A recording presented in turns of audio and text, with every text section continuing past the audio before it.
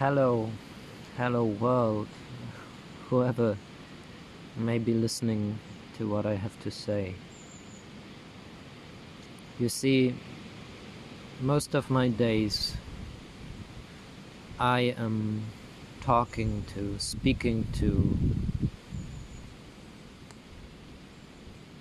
underlying structural reasons for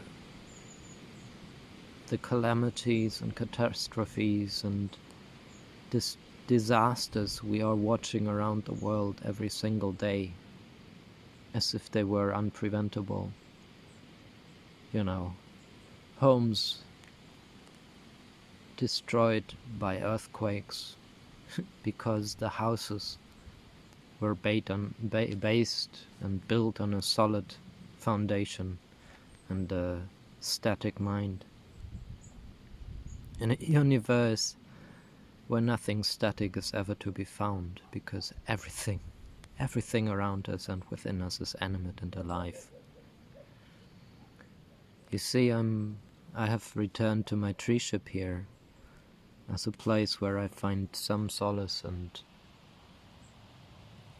calm, peace, so to speak. And even this embodies quite a lot of what I would like to be able to share, to actually get out of all this misery, out of all these self-fulfilling prophecies of apocalypse and Armageddon, Judgment Day, and all of that. And I'm speaking to you from ground that has seen war. The house that I live in still bears the scars of war. These very fields are the killing fields of the Battle for Berlin, where the Red Army in the last days of the Second World War went through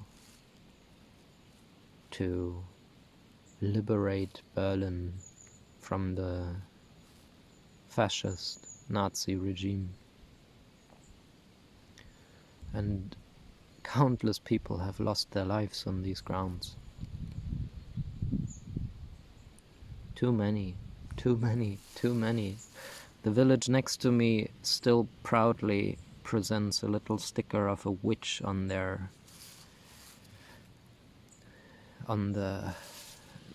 sign that bears the name of the village.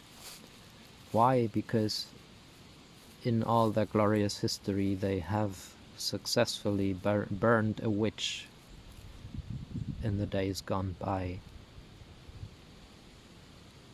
There's another genocide, another erasure of lives and people and knowledge other than that which is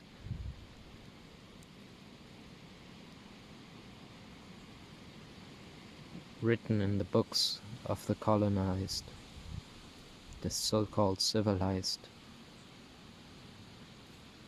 And again, people are repeating what generations before them learned the hard way were gravest mistakes.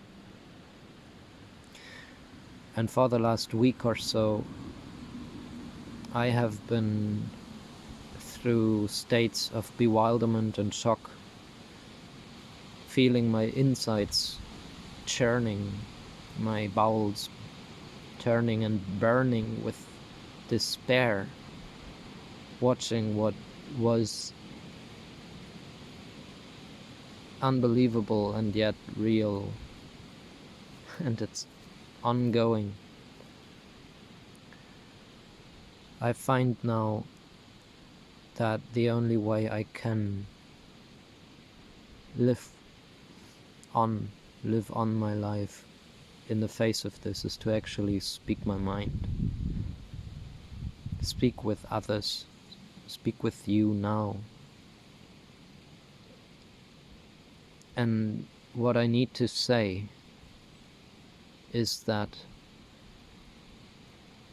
the world is watching another genocide, possibly more than one at once, but there's one happening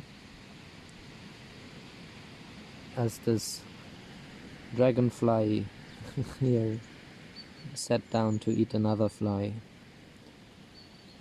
There is a genocide in the making, a genocide going on. And I don't hear too many voices actually naming it as such, because the noise and clatter is so overwhelming of those who rather defend indefensible atrocities because of the hurt and pain, and also the ideologies they've been brought up with. Other people defend what is indefendable because they are still not, they have not ever been able to reconcile the harm and horrors and atrocities committed by our own families in time. I am German, you know. I have had my whole life to live knowing that there's this huge aspect of my identity that intertwines my life with things that are unspeakable and yet need to be spoken to.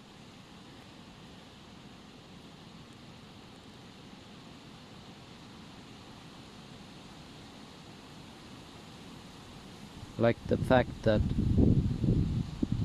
before that battle I spoke to, when those who went with a regime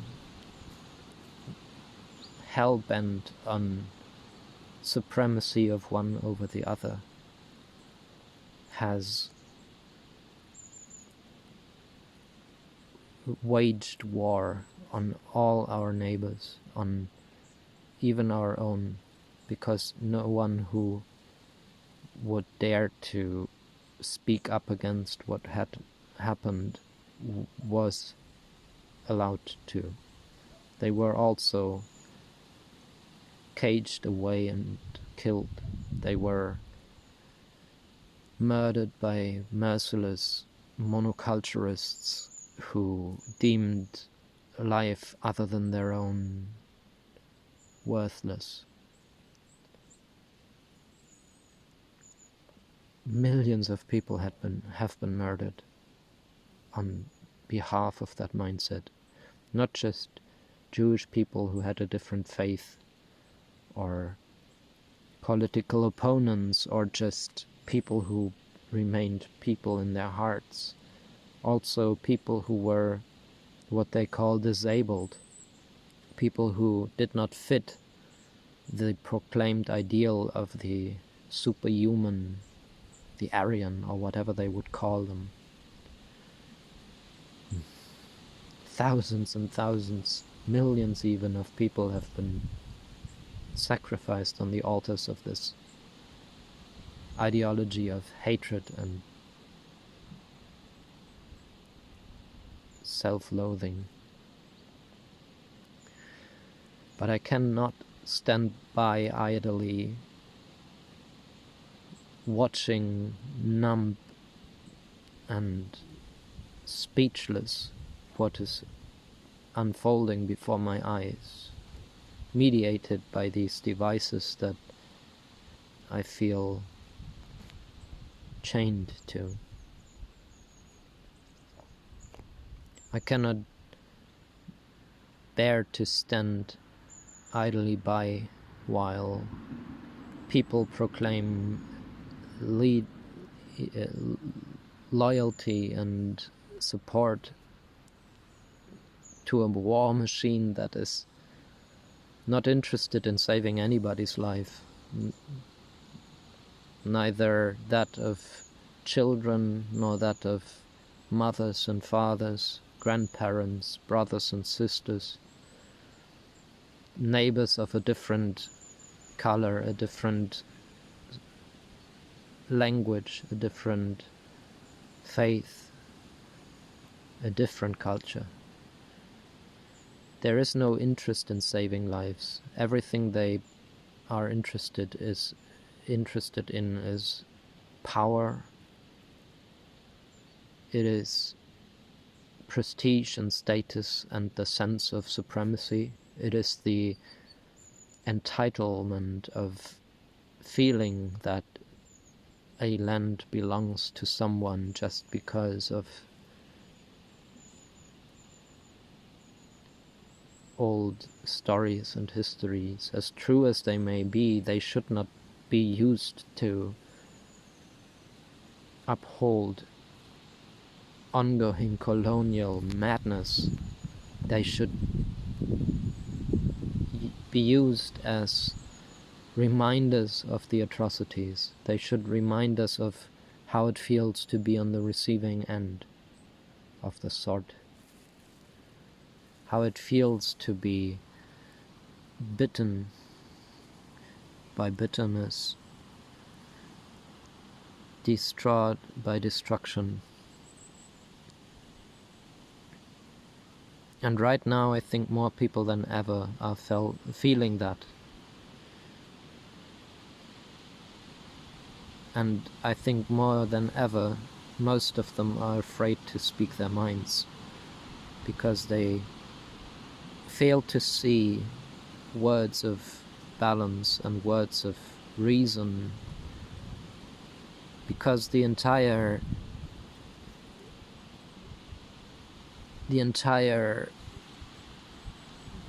machine, this inhuman machine, this machine of war and industries of war, profiting off of ever more rockets dropped, ever more warships sailing, ever more planes and tanks and guns and people turned into soldiers. There's a profit to be made there, and in a world where we should all turn our attention to saving lives, weaving the web of life anew, recovering grounds rather than paving them, saving our soils collectively as a global human family. It is a disaster to watch that these constructs of power in place are rigged so that there is no other way, it appears, than to continue with these fallacies. But I say no more. Stop the wars, not just in the Middle East, but all around the world. Stop colonization. Give land back to those who know how to steward it. And ask them sincerely to allow a shared place on the land, but do not drive them with bombs and guns into oblivion, and stop the genocide of the people of Gaza. Free Palestine, free Israel, free us all from the ancient ghosts of war that keep our hearts locked in dark places, unable to reach out and connect, unable to see our reflections in the eyes of our neighbors, in the eyes of our peers, in the eyes of our kin. All of this murder is senseless. And even though as I'm speaking this, the so-called Western world of high moral status, those who have perfected the project of colonization through centuries of practice, bringing civilization to the savages by gunpoint, stripping the land of people by taking away their languages, taking away their children and putting them in schools, boarding schools and schools of a religion that has been colonized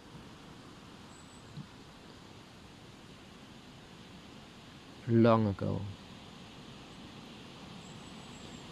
It's been weaponized.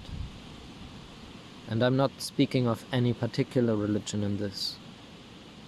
Atrocities have been committed in the name of too many religions.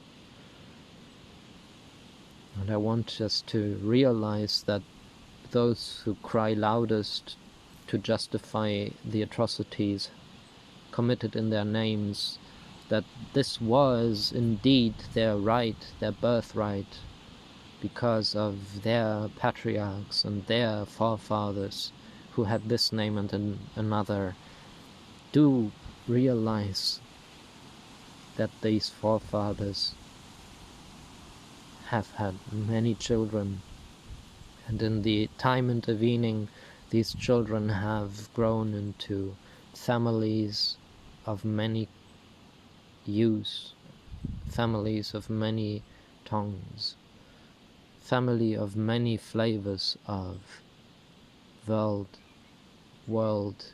view and connection to worlds. And I don't think any one of those forefathers, nor that God, the king of all, the king of this created universe, which never was created but is an organism without any king, any emperor on top, any ruler, this universe of ours, it is crying out for help and for recognition. It is crying out for reconciliation and remembrance. It is crying out for us, children of Earth, to lay down our weapons, give birth to peace, give peace to birth, give peace to Earth, and everyone alive. Lay down the war machines, the bombs, the tanks, the guns. Leave them be.